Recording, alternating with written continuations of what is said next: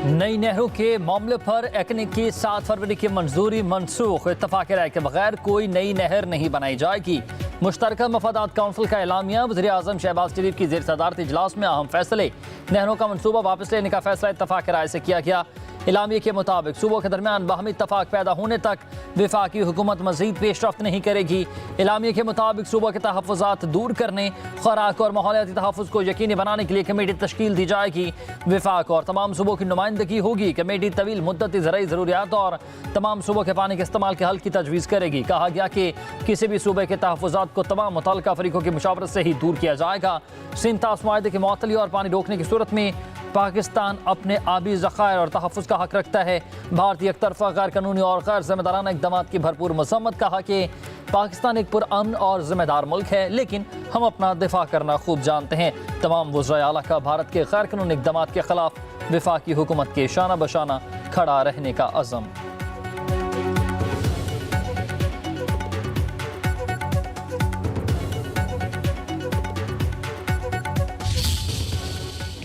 पहले तो मैं सिंध के लोगों को मुबारकबाद देता हूँ और उसके साथ साथ मैं chairman Bilawal Bhutto Zardari, prime minister Mian Muhammad Shehbaz Sharif का शुक्रगुजार हूँ कि उन्होंने इस मामले को इतना अहम समझा।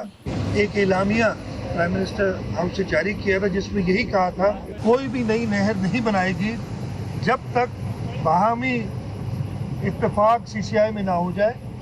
ये फैसला किया गया है कि वफाकी हुकूमत कोई मज़ीद काम इस सिलसिले में, यानी जो उसकी प्लानिंग वगैरह का काम था, म्यूचुअल अंडरस्टैंडिंग के बगैर, सूबों के म्यूचुअल अंडरस्टैंडिंग के बगैर आगे नहीं बढ़ाएगी।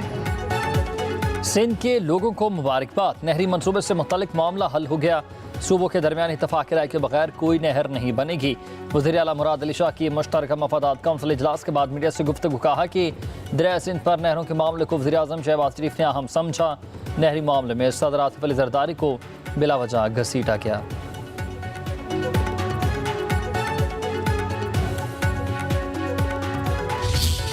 1991 का एक हमारा वाटर रिकॉर्ड है जिसके मुताबिक तमाम सूबों को अपना पानी का जो हिस्सा दिया गया है, इस चीज को एंडोर्स किया गया है कि वो जो हिस्सा है वो अपना उसी तरीके से हर सूबे को दिया जाएगा। किसी का हक हम किसी को खाने भी नहीं देंगे और हम किसी का हक खाएंगे भी नहीं और अपना हक भी किसी को नहीं लेने देंगे।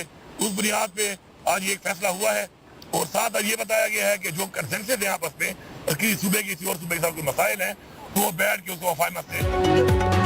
वज़ीर आला खैबर पख्तूनख्वा यमीन गंडापुर का कहना है कि हम किसी का हक किसी और को नहीं खाने देंगे। हर सूबे को उसके हिस्से का पानी दिया जाएगा। सूबे को अब NFC अवार्ड मिलेगा। वज़ीर आला की मुश्तरका मफादात काउंसिल इजलास के बाद मीडिया से गुफ्तगू।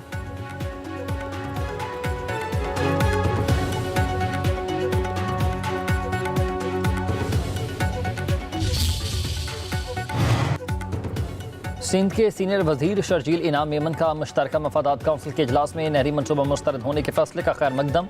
अपने बयान में कहा कि ये किसी की हार या जीत नहीं, ये पाकिस्तान की जीत है, ये आइन की बालादस्ती है, कौमी यकजहती और इंसाफ के उसूलों की फतह है। हमने एक दूसरे के हकूक़ का एतराफ़ किया और अपनी वहदत को मज़ीद मजबूत बनाया। नई नहरों के मनसूबे आगे बढ़ते हैं तो सिंध में पानी का बहरान मज़ीद संगीन हो जाता है। पूरी कौम ख़ास तौर पर सिंध के अवाम को मुबारकबाद पेश करते हैं।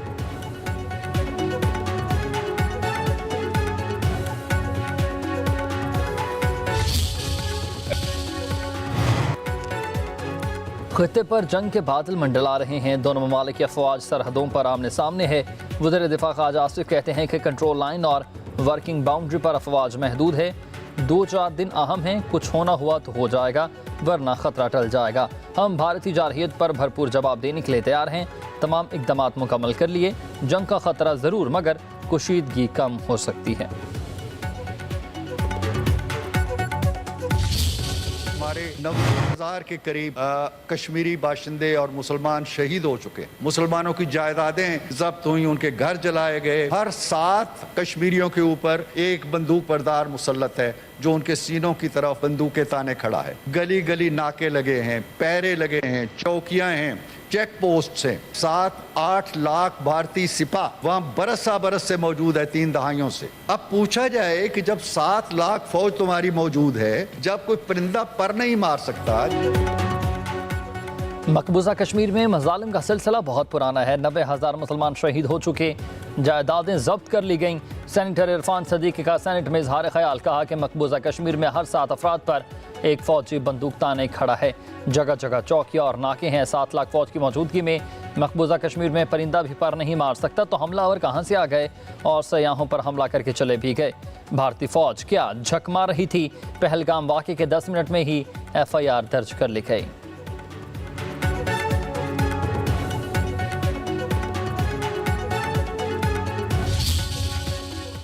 अल्लाह की तरफ से जो काबिल आर्मी चीफ है, जिसके पास तमाम भरपूर क्वालिटीज हैं, और किस चीज की हम फिक्र करें, जब अल्लाह ताला ने असबाब और वसीले बना दिए, सिक्योरिटी उनके हवाले कर दी है, तो पूरी कौम अपनी फौज के पीछे और दुश्मन के आगे खड़ी है। खुदा ना खासा जंग हुई तो इंडिया पाकिस्तान की जंग नहीं होगी, ये पहले हिस्से में खित्ते की जंग होगी, इस रीजन की जंग होगी, और अगर मजीद उसको बढ़ाया गया तो पूरी दुनिया की जंग बन जाएगी। सेनेटर फैसल वावडा ने हुकूमत से ऑल पार्टीज कॉन्फ्रेंस का मुतालबा कर दिया। सेनेट में खिताब, कहा पूरा पाकिस्तान अपनी फौज के साथ खड़ा है। मुल्क की बात हो तो हम सब यकजा हैं। वज़ीर आज़म PTI समेत तमाम जमातों को एक जगह पर बिठाएंगे। सिंध तास माहदे पर दोनों ममालिक के दस्तखत मौजूद हैं। पानी बंद हुआ तो भारत की ईंट से ईंट बजा देंगे। पाकिस्तान की तरफ किसी को मैली आंख से नहीं देखने देंगे।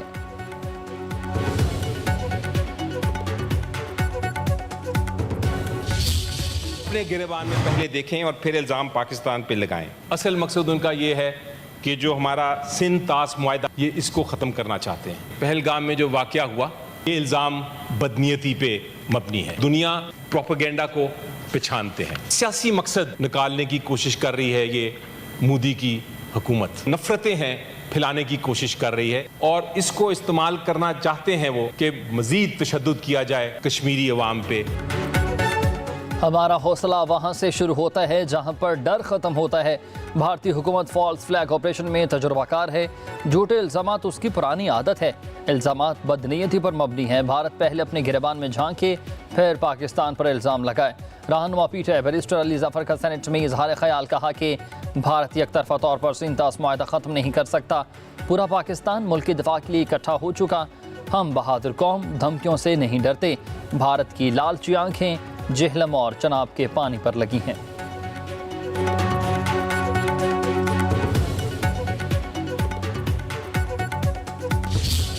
नवाज शरीफ है, उसने पाकिस्तान मिलिट्री अकेडमी काबुल में जो तकरीर की है, उसने एक किस्म के हथियार हिंदुस्तान के सामने डाल दिए। और भाई इन्वेस्टिगेट या तफ्तीश का क्या मामला, पाकिस्तान का उस इंसिडेंट के साथ लेना देना नहीं। इस बार भी हिंदुस्तान को वाज़ेह पैगाम देना चाहिए। भारत को जवाब देने के लिए मजबूत लीडरशिप की ज़रूरत है। अपोजिशन लीडर उमर अयूब की मीडिया से गुफ्तगू, बोले कि काबीना में बुज़दिल लोग हमारे सरों पर सवार हैं। इंडिया के ज़ेर तसल्लुत इलाके में सिक्योरिटी नाकामी का पाकिस्तान से क्या लेना देना।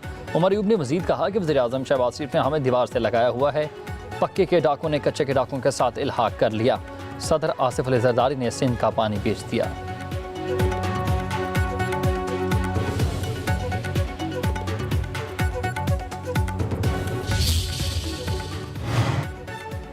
चौबीस करोड़ अफराद का दिल पाकिस्तान के साथ धड़कता है। पहले हम सिंधी, बलोची, पंजाबी थे, लेकिन आज सिर्फ पाकिस्तानी हैं। गौहर एजाज की प्रेस कॉन्फ्रेंस हुई, कहा कि हमें अफवाज पाकिस्तान पर फ़ख्र है। पाकिस्तान की तरफ नज़र उठाने वालों को समझ आना चाहिए कि कोई भी मैली आंख की तरफ देखेगा तो उनकी आंखें निकाल देंगे। कहा कि तमाम मसाइल एक तरफ, आज हमारा एजेंडा सिर्फ पाकिस्तान है। अपनी हर नाअहली पर पाकिस्तान पर इल्ज़ाम लगाना भारत की पुरानी रिवायत है।